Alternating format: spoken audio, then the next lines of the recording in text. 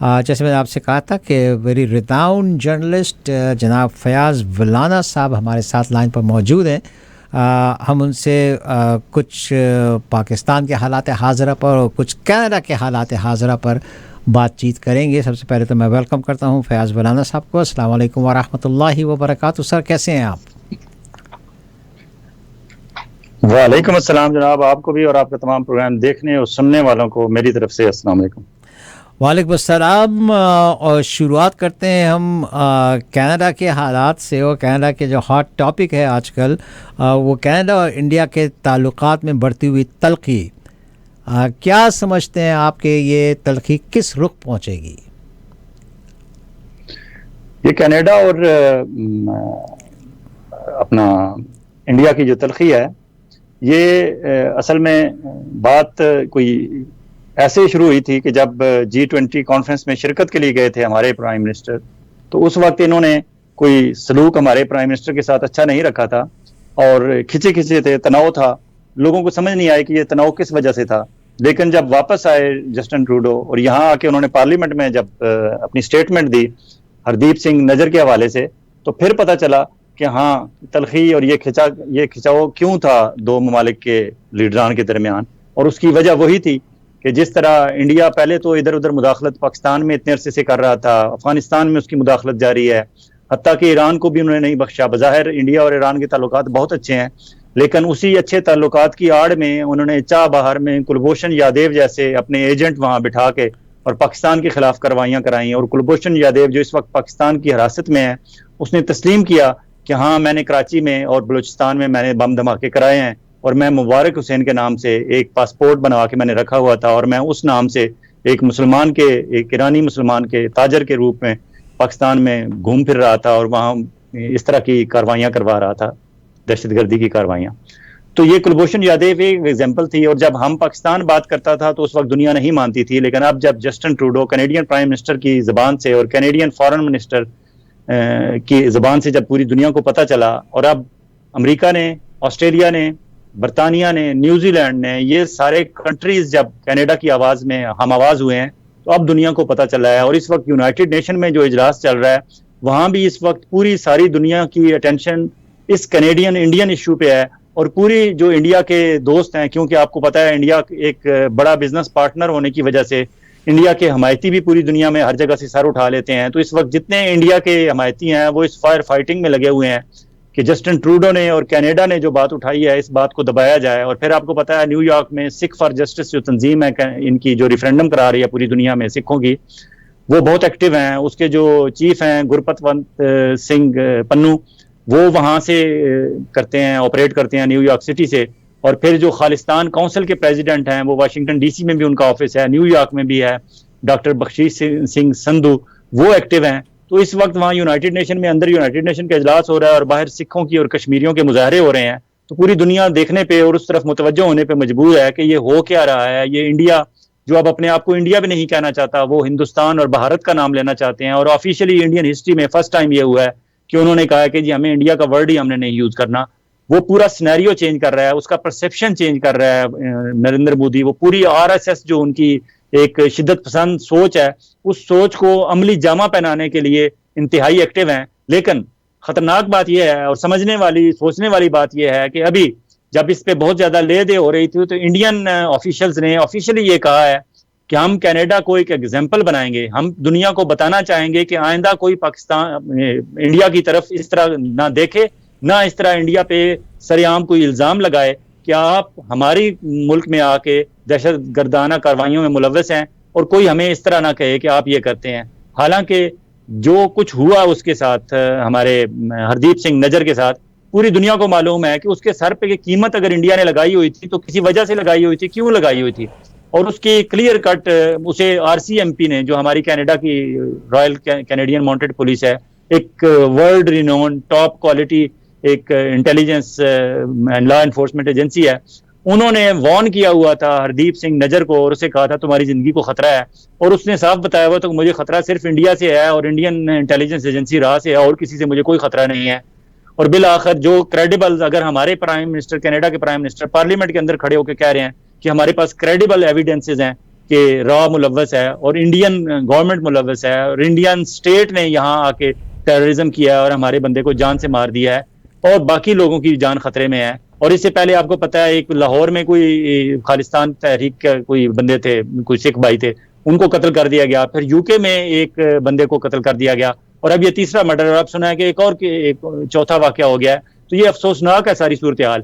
लेकिन अब इस मौके पे जिम्मेदारी हमारी कैनेडियन गवर्नमेंट की और कैनेडियन प्राइम मिनिस्टर की, जस्टिन ट्रूडो की भी बढ़ गई है, क्योंकि सारी दुनिया जब इस तरफ मुतवज्जो हो गई है तो अब इन्हें वो जो क्रेडिबल एविडेंसेस की बात करते हैं उन्हें वाकई प्रूव करना पड़ेगा कि ये इंडिया जो वावेला मचा रहा है, ये वैसे तो जयशंकर ने उल्टा चोर कोतवाल को डांटे हमारी तरफ कहा था, लेकिन ये एक्चुअली चोर भी वही हैं और डांट वो कोतवाल को रहे हैं। कोतवाल कनाडा है जिसने इस मामले को उठाया है और कहा है कि हमें इसमें हमने तहकीकात हम आखिरी मरहले तक पहुंचा के लेके जाएंगे, हतमी उस नतीजे तक लेके जाएंगे और जो भी कसूरवार होंगे उनको सजा दी जाएगी।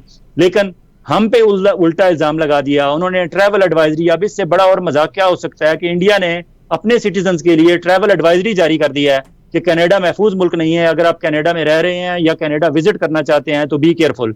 अब इससे बड़ा और मजाक क्या हो सकता है कि आप वहाँ कैनेडियन हाई कमीशन जो है न्यू दिल्ली में, वहाँ वीजा के उसूल के लिए जो लाइनें लगी हुई हैं इंडियंस की, आप उनको रोक लें, आप आने ही ना दें कनाडा अगर नहीं आना चाहते। और अभी लेटेस्ट हमारे जो स्टैट्स हैं, इस वक्त भी 7,70,000 कैनेडियन इंडियन नजात शहरी सिख हैं जो वो यहाँ कनाडा में रह रहे हैं और उनकी परसेंटेज सब जितनी परसेंट सिखों की आबादी इंडिया में है, इतने परसेंट ही ऑलमोस्ट 4 to 5% यहाँ भी वो पहुंच गए हैं।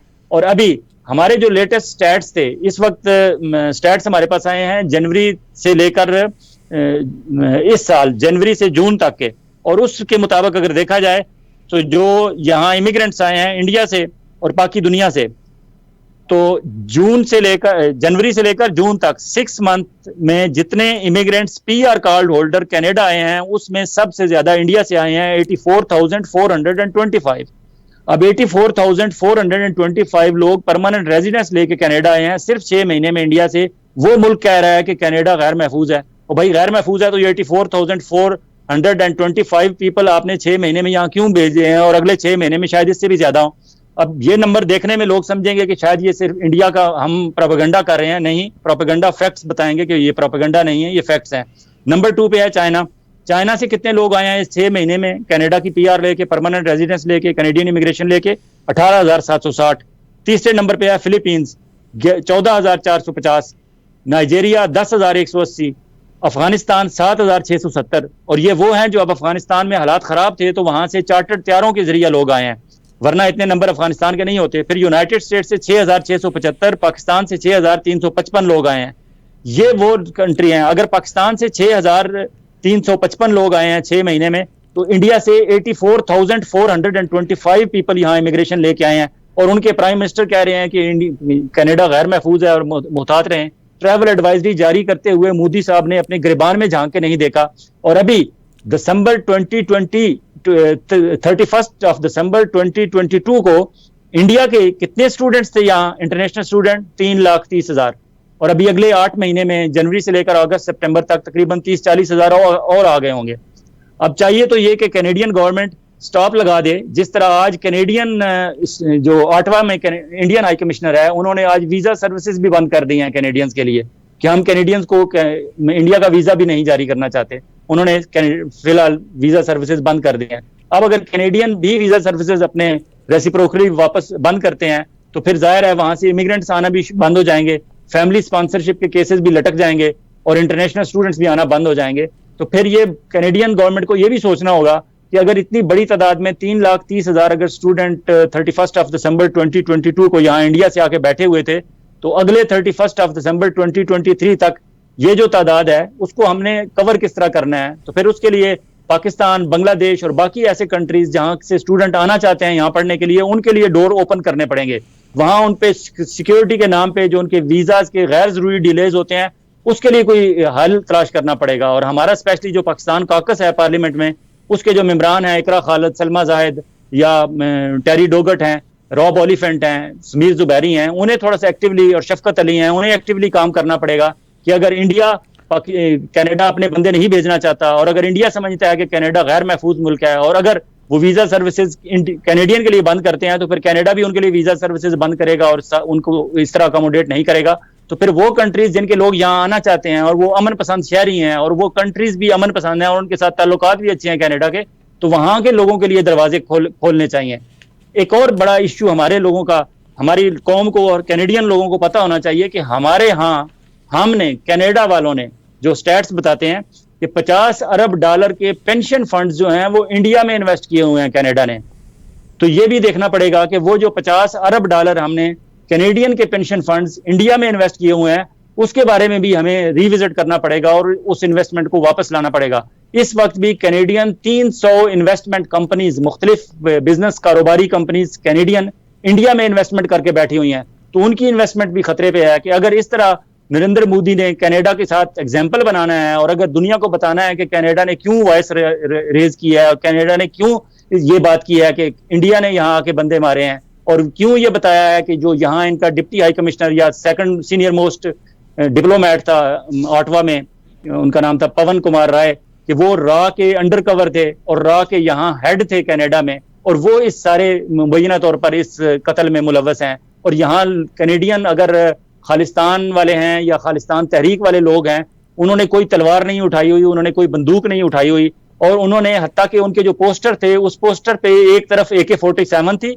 और एक तरफ कलम पेन बना हुआ था। उन्होंने AK-47 पे क्रॉस लगाया हुआ था। उन रेफरेंडम वाले ग्रुप ने उन्होंने कहा कि हम ये AK-47 पे क्रॉस लगाते हैं कि हम गन नहीं उठा रहे, हम कलम की बात कर रहे हैं, हम लोगों की राय मालूम कर रहे हैं, हम कलम के जरिए खालिस्तान की तहरीक चला रहे हैं। उस पे कंप्लेंट्स की यहाँ लोगों ने, इंडियन हाई कमीशन वालों ने और उनके जो आगे लोग थे उन्होंने कंप्लेंट्स की और उनके वो सारे पोस्टर उतरवा दिए गए। हालांकि वो पोस्टर चीख चीख कर कह रहा है कि हम टेररिज्म की तरफ नहीं जा रहे, हम मुसल्लह जदोजहद नहीं कर रहे, हम पुरअमन जदोजहद कर रहे हैं। तो ये सारी दुनिया के सामने ये चीजें आ रही हैं और आने वाले दिनों में शायद मामलात और तल्ख हों, लेकिन हमारे कैनेडियंस लोगों को और स्पेशली साउथ एशियन कैनेडियंस को आंखें और कान खोल के रखने पड़ेंगे। क्योंकि अगर इंडिया की तरक्की होती है तो क्योंकि हमारा स्किन कलर एक जैसा है, हमारी आउटलुक ऐसी है, तो शायद उसकी वजह से हमारे पाकिस्तानी निजाद या बांग्लादेश के हमारे भाई बहन वो भी शायद निशाना बने। तो हम सबको बहुत केयरफुल रहना होगा जी। This segment of the program is brought to you by Cluck Clucks. Cluck Clucks Hero Mississauga, Toronto's favorite chicken and waffles. भाई चिकन एंड वाफल का आप सैंडविच नहीं खाया तो एक दफ़ा आप क्लक क्लक्स पे पहुंच जाइए। 70 वर्ल्ड ड्राइव पे आपको मिलेगा 401 एंड हियर ओंटारियो का मेजर इंटरसेक्शन बनता है ये 70 world drive. Phone number note कर लें क्लक क्लक्स का 2895620030। इसके साथ साथ चांदनी विक्टोरिया बैंक्वेट हॉल की बात करते चलो, स्मॉल इवेंट हो, लार्ज गैदरिंग हो, वेडिंग सेरेमनी हो, 12 से 1400 लोगों की सीटिंग है यहाँ पर। 25 साल का एक्सपीरियंस इनके पास, मॉडर्न डिकोर है, प्रोफेशनल स्टाफ है, Pakistani, Indian and West Indian cuisine, best sound system. 2935 Drew road Mississauga में वाक़ हैं। 6479653823 इनका फ़ोन नंबर है। मौलाना साहब, पाकिस्तान का न्यूज़ में बहुत आया कि पाकिस्तान असला यूक्रेन को भेज रहा है या बेच रहा है, क्या ये खबर है या अफवाह है? अच्छा, TheIntercept.com वाले जो हैं उन्होंने पहली खबर तो साइफर के हवाले से दी थी। उन्होंने साइफर का पूरा वर्ड बाय वर्ड जो वर्बैटम था उसका पूरा लफ्ज़ बलफ्ज़ उन्होंने छाप दिया था और उन्होंने कहा हम इस स्टोरी पे कायम हैं। और वो स्टोरी पे कायम इसलिए भी नजर आते हैं क्योंकि पाकिस्तान गवर्नमेंट ने उसे चैलेंज नहीं किया था उस स्टोरी को, और ना कोई उन्हें लीगल नोटिस भेजा, ना उस पर कोई बात की और ना कोई रिएक्ट किया। और उसी वजह से TheIntercept.com ने अब दूसरी स्टोरी जो छापी है, क्योंकि उन्हें रोका नहीं गया तो उन्होंने फिर दूसरी स्टोरी छापी है। और दूसरी स्टोरी में फिर पाकिस्तान पे उन्होंने कहा है कि पाकिस्तान ने अमेरिका को असला भेजा और अमेरिका ने वो असला यूक्रेन भेजा। तो बेसिकली पाकिस्तान ने इनडायरेक्टली यूक्रेन को असला बेचा और वहां से उन्होंने तस्वीरें जारी की कि वहां से पाकिस्तानी मिनिशन की जिनके ऊपर मेड इन पाकिस्तान लिखा हुआ था, वहां गोलियों के खौल मिले। ये बहुत खतरनाक इल्जाम था पाकिस्तान पे। लेकिन अब उसका इंटरव्यू जब जिन जर्नलिस्टों ने किया है, पाकिस्तानी जर्नलिस्टों ने या अमेरिकन जर्नलिस्टों ने, जो TheIntercept.com के एडिटर भी हैं और शायद honours, one of the honours में से भी हैं, रायन ग्रिम, उनसे उन्होंने जब पूछा तो उस बंदे ने पूरी क्रोनोलॉजिकली बताया कि कब कब क्या हुआ। और वो साबित करते हैं कि अगस्त 22 में असले की प्रोडक्शन बढ़ा दी थी पाकिस्तान ने, और अप्रैल में इमरान खान को निकाला गया और उससे पहले इनकी बैक एंड पे बात चल रही थी, तो इमरान खान के जाने के फौरन बाद इस डील पर अमल दरामद शुरू हो गया। और वो इनडायरेक्टली ये कहना चाहते हैं कि ये डील एक्चुअली इमरान खान के नॉलेज में नहीं थी, लेकिन उस वक्त के जो आर्मी चीफ थी कमर जावेद बाजवा, शायद वो ये सारा कुछ कर रहे थे और इमरान खान को हटाया ही इसलिए गया था क्योंकि एब्सोल्युटली नॉट के अलावा जो कुछ मामला थे, और फिर डोनाल्ड लू ने जो कहा उस वक्त के हमारे जो एम्बेसडर थे असद मजीद के साथ, तो वो सारी चीज वो कंफर्म कर रहे हैं। वो कहते हैं मैं आपको पूरी टाइम लाइन बताता हूँ। उस टाइम लाइन में वो कहते हैं कि इमरान खान के जाने के फौरन बाद वहां प्रोडक्शन बढ़ गई पाकिस्तान में हमारी जो ऑर्डिनेंस फैक्ट्रीज हैं जहां बन रहा है असला, और उसके बाद वो असला यहाँ आना शुरू हो गया और इमरान खान को मुकदमात में उलझा दिया गया ताकि इस मामले पे उसका ध्यान ना हो, वो मुकदमों में ही उलझा रहे, क्योंकि उन्हें पता था कि अपोजिशन लीडर्स में से वाहिद इमरान खान ही या बाकी सारे तो गवर्नमेंट में आ गए थे।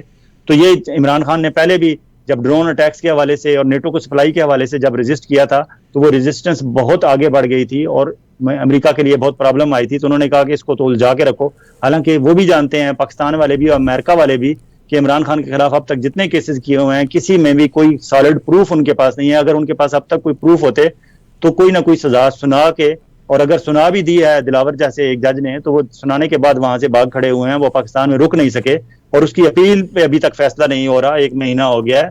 तो वो कहते हैं जी हमारे पास उस डॉक्यूमेंट हमारे पास आ गए हैं उस डील के, रायन ग्रिम कहते हैं। और जब उनसे पूछा गया कि ये डॉक्यूमेंट आपको कहां से मिले, तो उन्होंने कहा ये हमारे उसी सोर्स से मिले जिस सोर्स से हमें पहले साइफर मिला था। और आपको याद होगा कि साइफर जब इन्होंने डिस्क्लोज किया था तो इन्होंने कहा था कि वो पाकिस्तान आर्मी से मुतल्लक कोई सोर्स है हमारा, जो पाकिस्तान आर्मी में है, हम उसका नाम नहीं लेना चाहते। अब जब उससे मजीद पूछा गया तो उसने कहा कि मैं किसी आपके ऐसे सवाल का जवाब नहीं दूंगा जिससे हमारा सोर्स जो है वो डिस्क्लोज हो जाए, इसलिए मैं उसके करीब करीब भी नहीं जाने दूंगा आपको। मैं ये नहीं कहूंगा कि वो हाजिर सर्विस है पाकिस्तान आर्मी का बंदा या रिटायर्ड है, किस ओहदे का है, सीनियर है या बहुत सीनियर है या मिड सीनियर है, लेकिन वो ये मानते हैं कि वो ऑफिसरान में से है, पाकिस्तान आर्मी का कोई ऑफिसर है जिसने हमें साइफर भी दिया था, पहले पूरी कॉपी उसकी दी थी जो हमारे पास महफूज है, जिसे अभी तक चैलेंज नहीं किया पाकिस्तान गवर्नमेंट ने। और अब हमारे पास इस डील के भी डॉक्यूमेंट मौजूद हैं कि पाकिस्तान ने असला बेचा। तो ये एक बड़ी खतरनाक डेवलपमेंट स्टोरी है। इस पे पाकिस्तान गवर्नमेंट को रिएक्ट करना चाहिए और बताना चाहिए कि पाकिस्तान किसी ऐसे मामले में मुलव्वस नहीं है। अगर है तो बताएं कि क्या वजूहात थी, क्या मजबूरियां थी, और क्या ये दुरुस्त है जिस तरह वो इल्जाम लगा रहे हैं कि इमरान खान को निकाला ही इसलिए गया था, और अब अगर इमरान खान को वापस नहीं आने दिया जा रहा तो इन्हें खतरा है हमारी मिलिट्री एस्टेब्लिशमेंट को कि शायद इमरान खान वापस आकर ये सारे मामला दोबारा खोल लेगा, जो एक बहुत बड़ा मसला बनेगा। जी फयाज भाई फॉरेन ऑफिस ने इसको डिनाई किया है। फयाज भाई इसने फॉरेन ऑफिस ने डिनाई किया इसको। ये जो जब सारी खबर आई थी तो फॉरेन ऑफिस से पूछा गया था, वहां पे मिस बलोच से स्पेसिफिकली ये क्वेश्चन एक जर्नलिस्ट ने पूछा था कि ये सारी स्टोरी जो आई है जिसमें कि कहा गया है कि पाकिस्तान जो है यूक्रेन को असला दे रहा है, तो आप इसके ऊपर क्या कहते हैं। तो उसके ऊपर फॉरेन ऑफिस की वो जो मिस बलोच है उन्होंने कहा कि ये एब्सोल्युटली अब्सर्ड और ये वो है बेसलेस है, हमने कोई असला किसी किस्म का जो है वो नहीं दिया। तो आपकी ये जो बात के पाकिस्तान को डिनाई करना चाहिए, फॉरेन ऑफिस ऑलरेडी डिनाई कर चुका है इसको। ठीक है, बहुत जी जी। अच्छा एक और आपने पता नहीं आपकी नजर से वो खबर गुजरी है कि नहीं गुजरी, वो इसरार कसाना साहब ने ब्रेक की है, यहाँ कनाडा से ही, कैलगरी में होते हैं हमारे दोस्त, पाकिस्तानी जर्नलिस्ट हैं। उन्होंने ब्रेक की है कि इमरान खान के बारे में ISPR ने एक डॉक्यूमेंट्री बनाई है जो बेसिकली इमरान खान को प्रमोट करने के लिए नहीं है बल्कि उसे मजीद डिफेम करने के लिए है। इमरान खान के अगेंस्ट बनाई गई है डॉक्यूमेंट्री, और उसे नौशहरा के आर्म्ड ट्रेनिंग सेंटर, हालांकि नौशहरा में मेरे ख्याल में सिग्नल वालों का भी सेंटर है, और अगर सिग्नल वालों से स्टार्ट लेते तो शायद वो ज्यादा बेहतर होता, क्योंकि सिग्नल पूरे राब्ता कार होता है, एक ऐसी कोर है सिग्नल कोर पाकिस्तान आर्मी की जो राब्ता कार है पूरी आर्मी आर्मेड फोर्सेस जितनी पाकिस्तान की उनके दरमियान। लेकिन वो बताते हैं कि वहाँ आर्म्ड एंड एमिनिशन कोई ट्रेनिंग सेंटर है, वहां वो दिखाई गई है। और बाद वो आर्मी पब्लिक स्कूल पेशावर से भी रिपोर्ट हुई है और आर्मी पब्लिक स्कूल पिंडी से भी रिपोर्ट हुई है कि वहां भी स्टूडेंट्स को दिखाई जा रही है। और शायद अकेडमीज, मुख्तलिफ अकेडमीज में और सेंटर्स में इमरान खान के खिलाफ एक जो है वो डॉक्यूमेंट्री बना के दिखाई जा रही है। ये बड़ी बड़ी गलत एक रवायत है अगर ऐसा हुआ है, ऐसा नहीं होना चाहिए। वो एक क्रिकेटर हैं और बतौर क्रिकेटर उनकी जो अचीवमेंट्स हैं उस पर सारी पाकिस्तान उन्हें सराहता है। फिर बतौर फिलंथ्रोपिस्ट उन्होंने जो एक रफाई काम किए हैं शौकत खानम के हवाले से या नमल के हवाले से, उस पर भी सराहा जाता है। हाँ, जब वो सियासत में आए तो सियासत में जब भी कोई बंदा आता है तो वो मुतनाज़ हो जाता है किसी न किसी हवाले से। अगर वो जाने और उनकी सियासत जाने, और जो लोग सियासत में मुलव्वस हैं वो जाने, हमारी पाकिस्तान आर्मी को, हमारी मिलिट्री एस्टेब्लिशमेंट को, हमारी ISPR को ऐसे किसी काम में मुलव्वस नहीं होना चाहिए। और अगर इल्जामात लग रहे हैं तो उसकी वाज़ेह सामने आके तरदीद की जानी चाहिए और ये बताया जाना चाहिए कि ऐसा कुछ नहीं हो रहा। लेकिन अब तक क्योंकि इसरार कसाना साहब ने रिपोर्ट किया है, उसके बाद उसे बहुत सारे चैनल्स और बहुत सारे मीडिया आउटलेट्स मजीद रिपोर्ट कर चुके हैं, तो इस पे अभी तक मेरी नजर से कुछ नहीं नजर आया। शाजिया, अगर आपके ज़हन से कोई रिबटल नजर आया है इस पीआर का तो बताएं। सिर्फ सोशल मीडिया के ऊपर आ रहा है और कहीं पे भी नहीं नजर आया, यानी कि जो न्यूज़पेपर्स जो हम फॉलो करते हैं, जैसे कि जो है डॉन है, द न्यूज़ है, वो जैसे हम पाकिस्तान के जो हम पेपर्स फॉलो करते हैं, पेपर के अंदर कोई बात नहीं आई, सोशल मीडिया पे इसका काफ़ी शोर मचा हुआ है। तो अनलेस एंड अनटिल ISPR की कोई प्रेस रिलीज आए या कि कोई काकड़ साहब तो वैसे अभी न्यूयॉर्क में है, अगर उनकी तरफ से इंटरिम गवर्नमेंट की तरफ से कोई बयान आएगा तो ही हम उसको मानेंगे। सोशल मीडिया की पोस्ट जो है वो तो उसको हम नहीं मानेंगे, जाहिर है। निगरान वज़ीर आज़म काकड़ साहब, जैसे आप शाह जी ने कहा कि वो न्यूयॉर्क के दौरे पर हैं, क्या बताएंगे न्यूयॉर्क का दौरा कैसे जा रहा है उनका? बहुत ही बुरा उनको खींचा फिर बहुत सारा परेशान है। काकड़ साहब ने जब पाकिस्तान से चले हैं तो उन्होंने रास्ते में कहा कि मुझे एफिल टावर देखने का बहुत शौक है। उन्होंने पेरिस में स्टे किया, कुछ 6-7 घंटे का उनका स्टे था, और उसके बाद उन्होंने एफिल टावर सैर करना था। वो थे, उनकी मिसेज और 2 बच्चे थे शायद, जो रिपोर्ट्स आ रही हैं उसके मुताबिक, और कि जी वहाँ एफिल टावर वो गए, वहाँ उन्होंने एफिल टावर का टिकट तो जो भी होता है सो होता है, और सोशल मीडिया पे खबरें चल रही हैं कि जी वो 300 यूरो का वहाँ पर पर्सन खाना था। वो खबर शायद ठीक नहीं है, लेकिन मैंने उस सिलसिले में रिपोर्ट्स पता कराई हैं, रब्ता किया है मैंने। वहाँ पेरिस में हमारे जो पाकिस्तानी निजात जर्नलिस्ट हैं उनसे भी पूछा है, उनका कहना यह था कि इस बात में हकीकत नहीं है क्योंकि वहाँ कंस्ट्रक्शन हो रही है। लेकिन जब मैंने अपने सोर्स को वापस उनसे रब्ता किया तो सोर्स ने मुझे जो रिपोर्ट्स भेजी, उन्होंने मुझे बाकायदा वहाँ के रेट्स बता दिए, और उन्होंने मुझे बताया कि ऑनलाइन रेस्टोरेंट्स जो हैं, एफिल टावर के ऊपर जो रेस्टोरेंट्स हैं, वो ऑनलाइन इस वक्त भी बुकिंग रिसीव कर रहे हैं। और वहाँ जो सबसे महंगा रेस्टोरेंट है, ज़ाहिर है काकड़ साहब तो इस वक्त फुल अयाशी के मूड में है, क्योंकि वो शायद पहली और शायद आखिरी दफ़ा प्राइम मिनिस्टर ऑफ पाकिस्तान बने हैं। तो वहाँ जो महंगा तरीन होटल रेस्टोरेंट्स हैं, मेरे पास पूरे उन रेस्टोरेंट्स के लिस्ट रेट्स हैं। महंगा तरीन जो रेस्टोरेंट है उस पर वहाँ 7 कोर्स जो टेस्टिंग मेन्यू है 230 यूरो पर पर्सन है। तो जो सोशल मीडिया पे खबर चल रही थी उसमें 300 यूरो था। चलें मान लेते हैं हम कि वो 300 यूरो नहीं होगा, लेकिन 230 यूरो पर पर्सन तो है। और वहाँ बिलिंग का मसला आया तो फिर वहाँ हमारे जो एम्बेसडर हैं और एम्बेसी का जो अमला है पेरिस में, पाकिस्तानी एम्बेसी का, उन्होंने कहा जी कि ये आप हमारे मेहमान हैं, हम कर देते हैं। बाद में उन्होंने आपस में उनकी गुफ्तगू ये थी एम्बेसी के अमले की कि ऐसी कोई मद तो नहीं है कि हम प्राइम मिनिस्टर ऑफ पाकिस्तान का इतना महंगा खाना और उसके बिल और वहाँ का सारा कुछ करें, लेकिन फिर कुछ करना पड़ेगा अब कहीं से। अब पता नहीं वो पाकिस्तानी जो वहाँ रहते हैं उनका कम्युनिटी वेलफेयर फंड, उसमें से कहीं से ये पेमेंट होगी या कहाँ से होगी, लेकिन उनकी शौक पूरे किए जा रहे हैं। उनका जो 6-7 घंटे का स्टे था पेरिस में, वहाँ उनके एफिल टावर देखने के, उनके महंगे खानों के, उनके शॉपिंग के, उनके वो पूरे लवाजमात का ख्याल रखा गया और उन्हें पूरा प्रोटोकॉल दिया गया। और अब वो शायद वहाँ पाकिस्तानियों का जो कम्युनिटी वेलफेयर फंड है उसमें से शायद वो अदायगियाँ हो रही होंगी, एडजस्टमेंट हो रही होगी अकाउंट्स में, लेकिन वहाँ ये काफ़ी कुछ करके आए हैं।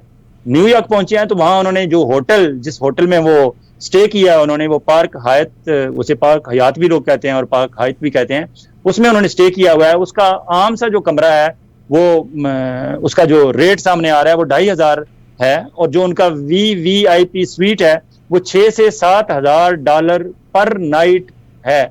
अब वहाँ उसमें वो $6,000 से $7,000 पर नाइट वाले वहाँ स्टे कर रहे हैं काकड़ साहब। इस दौरान उनकी एक मुलाकात अच्छी हुई है ईरान के प्रेसिडेंट इब्राहिम रईसी साहब से, एक उनकी मुलाकात आज चाइना के वाइस प्रेसिडेंट से हुई है, और एक उनकी अच्छी मुलाकात जो है वो आज हुई है उज्बेकिस्तान के प्रेसिडेंट से। इसके अलावा जहाँ जहाँ वो रिक्वेस्ट कर रहे हैं हमारे लोग फॉरेन ऑफिस के, उन्हें कोई अच्छा खातिर खा जवाब नहीं मिल रहा। तैयब एर्दोगान जो तुर्की के प्रेसिडेंट है, बड़ी कोशिश थी हमारे फॉरेन ऑफिस की कि तैयब एर्दोगान से फोटो आप हो जाए, इनका शेक हैंड करने का मौका मिल जाए इन्हें, और वो एक बड़ी खबर होगी। लेकिन तैयब एर्दोगान साहब बहुत बिजी थे बाकी लीडरान से मिलने से। उन्होंने कहा कि इस केयर टेकर बंदे को जो 4 दिन के लिए आया, इससे मैंने क्या मिलना, वो नहीं मिले, वहाँ नहीं हुआ। लेकिन आज जो उन्होंने वहाँ काउंसिल ऑन फॉरेन रिलेशंस, वहाँ अनवारुल्लाह काकड़ साहब गए, और वहाँ उन्हें कहा भी गया था, जो ब्रीफ किया गया था हमारे फॉरेन ऑफिस के बंदे, क्योंकि उनके साथ इस वक्त जो टीम है फॉरेन ऑफिस की वो बहुत अच्छी टीम है।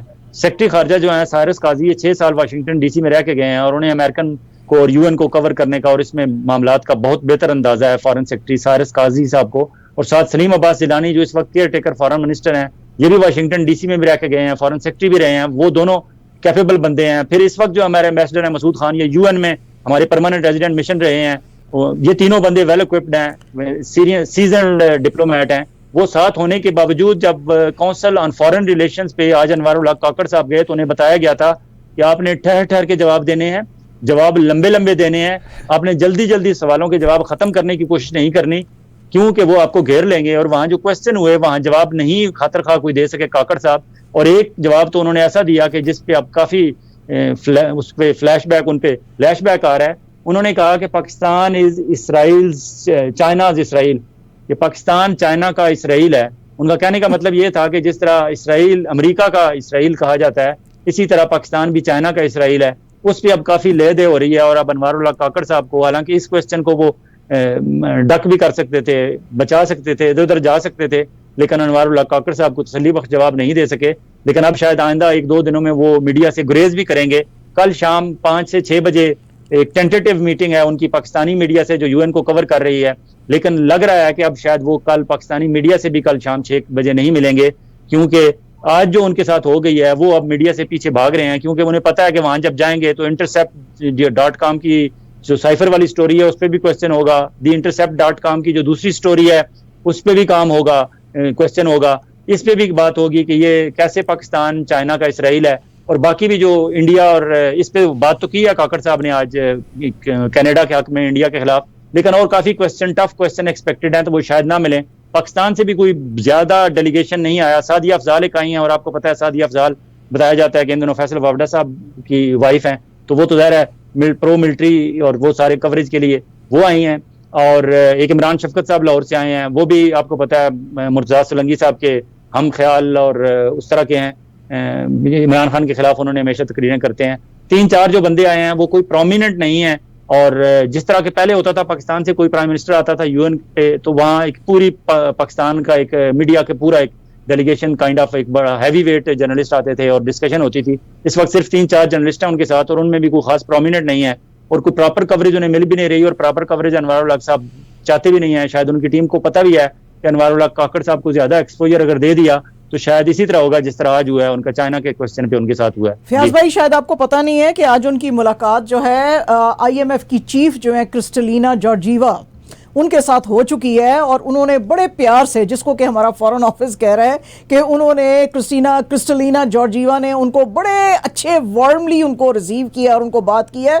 आपको पता है कि ये जो आपने बैकग्राउंड दिया कि इतने एक्सपेंसिव होटल में ठहरे हैं, इससे पहले जब इमरान खान गए थे तो एक्सट्रीमली मामूली एक होटल में जाके वो ठहरे थे when he was the prime minister. Imran Khan Washington गए थे तो वहां एम्बेसडर के घर ठहरे थे। जी, एम्बेसडर के घर ठहरे थे। बड़ी मैं कह रही हूं मामूली से उनके पैसे घर ठहरे थे। उन्होंने कहा मुझे होटल में रहने की नहीं जरूरत है, तो अगर ठहरना भी है तो बड़े मामूली से। जी, तो ये जो है वहां पे गए हैं, तो क्रिस्टलिना जॉर्जीवा ने इनको पहली बात ही ये की है कि आपके मुल्क की हालत जो इतनी खराब है, you need to tax the wealthy, और जो आपके मुल्क का पुअर है उसको आपको रिलीफ देने की जरूरत है।